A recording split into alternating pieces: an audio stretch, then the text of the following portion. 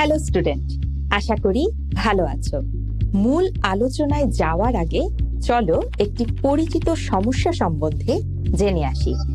স্ক্রিনে কিছু খবরের শিরোনাম দেখছো, ভালোভাবে পড়লেই বুঝবে আজ তোমার সামনে কোন সমস্যাটি নিয়ে কথা বলতে চাইছি।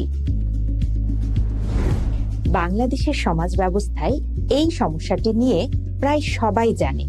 সমস্যাটি হলো যৌতুক। সামাজিক যোগাযোগ মাধ্যম, পত্রিকা বা টেলিভিশন সব জায়গাতেই যৌতুকের ভয়াবহতা চোখে পড়ে। বাংলাদেশের একটি বিখ্যাত পত্রিকার পরিসংখ্যান অনুযায়ী 2001 থেকে 2017 সাল পর্যন্ত প্রায় 5,000-এরও বেশি নারী যৌতুক না দিতে পারার কারণে অত্যাচার সইতে না পেরে আত্মহত্যা করেছে। তো বুঝতেই পারছো এটা কত বড় সামাজিক ব্যাধি বা রোগ। এই যৌতুক প্রথার চিত্র সবার সামনে তুলে ধরা এবং এর বিপক্ষে প্রতিরোধ নিয়েই রবীন্দ্রনাথ ঠাকুর অপরিচিতা গল্পটি লিখেছেন। এই গল্পটি মোট 5 পর্বে আলোচনা করা হবে। প্রথম 4 পর্বে গল্প নিয়ে আলোচনা আর শেষ পর্বে থাকবে গুরুত্বপূর্ণ এমসিকিউ, অনুধাবনমূলক প্রশ্নের উত্তর আর সৃজনশীল প্রশ্ন সমাধান। আজকে প্রথম পর্বে রবীন্দ্রনাথ ঠাকুর সম্বন্ধে বিস্তারিত জানবে, যার মধ্যে থাকবে তার জন্ম ও মৃত্যুসাল, জন্মস্থান ও মৃত্যুস্থান, সাহিত্য জীবনের শুরু, ছোট গল্প কি এবং অপরিচিতা কেন একটি ছোট গল্প, এবং তার বিভিন্ন সাহিত্যকর্ম। চলো প্রথমেই বাংলা সাহিত্যকে বিশ্বের দরবারে মর্যাদার আসনে প্রতিষ্ঠাকারী রবীন্দ্রনাথ ঠাকুর সম্পর্কে জেনে নেই। রবীন্দ্রনাথ ঠাকুরের জন্মসাল ও মৃত্যুসালের তারিখ বোধহয় তুমি ইতোমধ্যেই জানো, কারণ বাংলাদেশে বিভিন্ন অনুষ্ঠানের মাধ্যমে তার জন্মবার্ষিকী পালন করা হয়। যদি না জেনে থাকো সেজন্য বলে রাখি, তিনি জন্মেছিলেন 1861 সালের 7ই মে, বাংলা সাল অনুযায়ী 1268 সালের 25শে বৈশাখ, এবং তিনি 1941 সালের 7ই আগস্ট, বাংলা 1348 সালের 22শে শ্রাবণ মৃত্যুবরণ করেছিলেন। তিনি যেহেতু একজন বিখ্যাত কবি, তার জন্ম মৃত্যুসাল মনে রাখা অনেক বেশি প্রয়োজন। তার ইংরেজি জন্ম ও মৃত্যুসাল তুমি এভাবে মনে রাখার চেষ্টা করতে পারো। যেহেতু জন্ম 1861 ও মৃত্যু 1941, আর খেয়াল করো তারিখ একই অর্থাৎ 7, তবে মাস কিন্তু ভিন্ন, মে আর আগস্ট। তো তুমি 61 থেকে 41 কথাটি আর 7 তারিখ মনে রাখলে ইংরেজি সাল মনে রাখা নিয়ে আর ঝামেলা হবে না। আর বাংলা সন মনে রাখার জন্য জন্ম 1268 ও মৃত্যু 1348, তুমি 68 থেকে 48 মনে রাখবে। আর তারিখ জন্ম 25শে বৈশাখ ও মৃত্যু 22শে শ্রাবণ, অর্থাৎ 25-22 মনে রাখলেই হবে। মজার ব্যাপার হলো, ইংরেজিতে জন্ম মৃত্যু সালের শেষের 2 সংখ্যার ব্যবধান, অর্থাৎ 61 থেকে 41-এর ব্যবধান 20, তেমনি বাংলায় উভয় সালের শেষের 2 সংখ্যার ব্যবধানও 20, অর্থাৎ 68 থেকে 48। এটা মনে রাখলেও তোমার ভুল হওয়ার সম্ভাবনা কমে যাবে। এবার চলো দেখি তিনি কোথায় জন্মেছিলেন। রবীন্দ্রনাথ ঠাকুর কলকাতার জোড়াসাঁকোর ঠাকুর পরিবারে জন্মগ্রহণ করেন। তার জীবনের বিশাল একটা অংশ কাটে জোড়াসাঁকোর ঠাকুর বাড়িতে, এবং এই বাড়িতেই তিনি মৃত্যুবরণ করেন। এবার চলো দেখি রবীন্দ্রনাথ ঠাকুরের সাহিত্য জীবন কিভাবে শুরু হয়েছিল।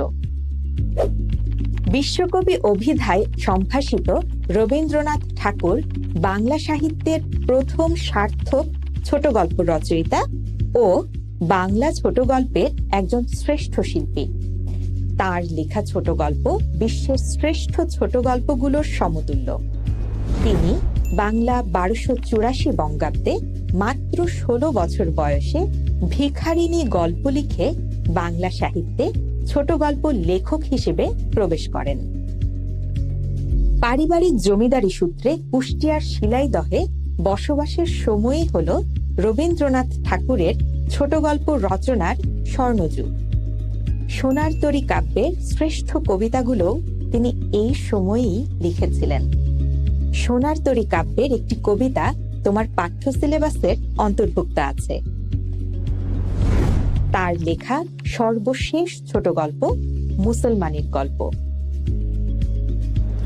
এখন তোমার মনে প্রশ্ন আসতে পারে, ছোট গল্প কি? চলো তবে অপরিচিতা গল্পটি উদাহরণ হিসেবে ধরে ছোট গল্প কি তা বোঝার চেষ্টা করি। সহজভাবে বলে রাখি, ছোট গল্প তাকেই বলা যায় যার আয়তন হয় ছোট এবং বর্ণনা হয় একমুখী। যেমন অপরিচিতা গল্পটি বেশ ছোট একটি গল্প এবং অনুপম চরিত্রটির বর্ণনাকে ঘিরেই গল্পটি সামনে এগিয়েছে। ছোট গল্পে কারো পুরো জীবন স্থান পায় না, জীবনের ক্ষুদ্র অংশ স্থান পায়। যেমন অপরিচিতা গল্পে অনুপমের জীবনের ছোট একটা অংশ স্থান পেয়েছে। ছোট গল্পে চরিত্র সংখ্যা হয় অনেক কম। অপরিচিতা গল্পে দেখবে চরিত্র সংখ্যা মাত্র ৫-৬টি। ছোট গল্পে বর্ণনা হয় অনেক গতিসম্পন্ন। অপ্রয়োজনীয় সকল কিছুই বাদ দেওয়া হয়। অপরিচিতা গল্পটি পড়লে তুমি তা ভালোভাবেই বুঝতে পারবে। ছোট গল্পের সমাপ্তি হয় হঠাৎ, যেন এক ধরনের অতৃপ্তি থেকে যায়। মনে হবে যেন আরো কিছু বলা বাকি আছে। যেমন অপরিচিতা গল্পে আমরা জানি না যে অনুপম ও কল্যাণের জীবনের শেষ পরিণতিটা কি ছিল।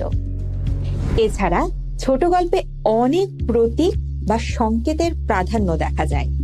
স্ক্রিনে অপরিচিতা গল্পের দুটো লাইন দেখতে পাচ্ছ।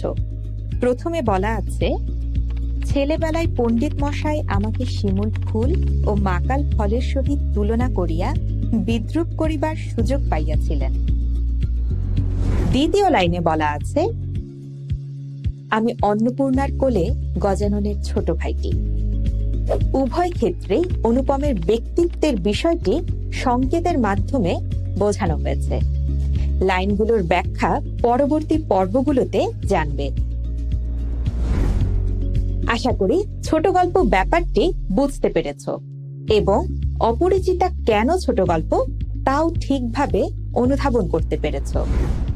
বাংলা সাহিত্যে এই ছোট গল্পেরই প্রথম সার্থক রচয়িতা ছিলেন রবীন্দ্রনাথ ঠাকুর এবং তাকে বলা হয় বাংলা ছোট গল্পের শ্রেষ্ঠ শিল্পী।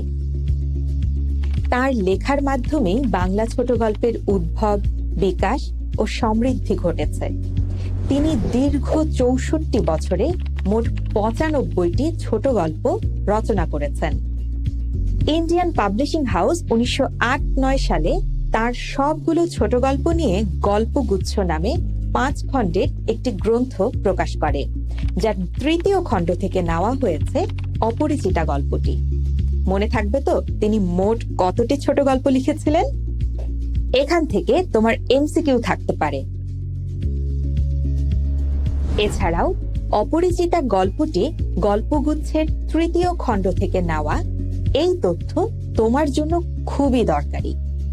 এমসিকিউ বা জ্ঞানমূলকে আসতে পারে, নোট করে নাও। মনে আছে তোমাকে একটু আগেই বলেছিলাম কুষ্টিয়ার শিলাইদহে বসে রবীন্দ্রনাথ ঠাকুর জীবনের সেরা ছোট গল্পগুলো লিখেছিলেন। স্ক্রিনে তুমি সেই বাড়িটি দেখতে পাচ্ছ। গল্পকার হিসেবেই নয়, ঔপন্যাসিক হিসেবেও তিনি বাংলা সাহিত্যে নির্দিষ্ট স্থান দখল করে আছেন। তিনি অসাধারণ উপন্যাসও লিখেছেন। তার উপন্যাসগুলোর মধ্যে রয়েছে চোখের বালি, গোরা, চতুরঙ্গ, ঘরে বাইরে, শেষের কবিতা, যোগাযোগ ইত্যাদি। চলো একটি গল্পের মাধ্যমে এগুলো মনে রাখি। গল্পটি হতে পারে এরকম: গোরা চতুরঙ্গের চোখে বালি দিয়ে ঘরের বাইরে কবিতার সাথে যোগাযোগ করতে গিয়েছিল। কোন শব্দ দ্বারা কোন উপন্যাসটি বোঝাচ্ছে তা নিচে উল্লেখ রয়েছে।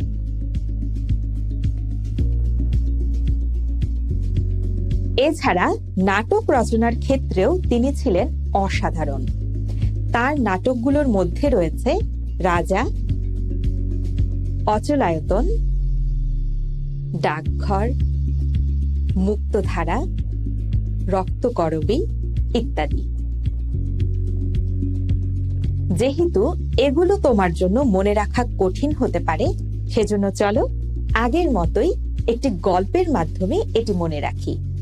গল্পটি হলো, রাজা অচল ডাকঘর থেকে করবীকে মুক্ত করতে গিয়েছেন।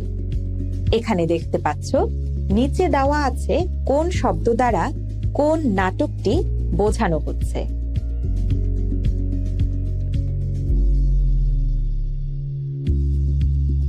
আজ এ পর্যন্তই। আজকের পর্বে তুমি বিশ্বকবি রবীন্দ্রনাথ ঠাকুর সম্বন্ধে বিস্তারিত জানলে।